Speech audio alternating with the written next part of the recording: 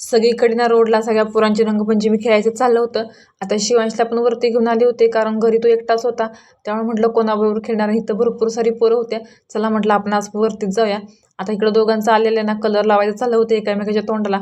आणि म्हणजे शिवांची सवय कशी आहे, ह्याला ना सुक्या कलरनं किती पण तुम्ही हे करा, पण त्याला कोणी अंगावरती पाणी उडलेलं अजिबात आवडत नाही. आणि दुसरं म्हणजे ना, स्वतः भिजायचं नाही, पण दुसऱ्याला पूर्ण ना भिजवून टाकायचं. घरी आले तर इथं घरी पण ना चौकामध्ये चाललं होतं सगळ्या पोरांची रंगपंचमी खेळायची, एकामेकाच्या अंगावरती फुगे फोडायचं. आता माझ्या शिवांश पण जरा कुतत होता की मला पण ना फुगा पाहिजेत, मग येताना घेऊनच आले होते.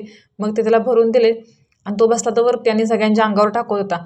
पण मेन गोष्ट म्हणजे वरून टाकत होता, पण एक पण फुगा कोणाच्या अंगावरती फुटला नाही हो.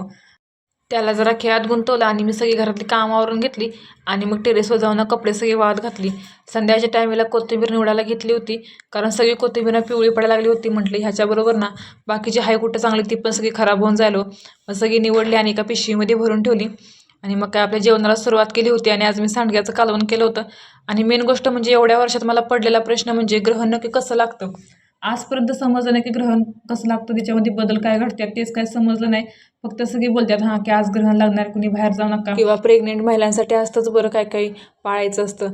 पण काय समजत नाही की ग्रहण लागतं कसं. पौर्णिमेसारखा असा चंद्र असतो त्याचप्रमाणे चंद्र दिसत होता.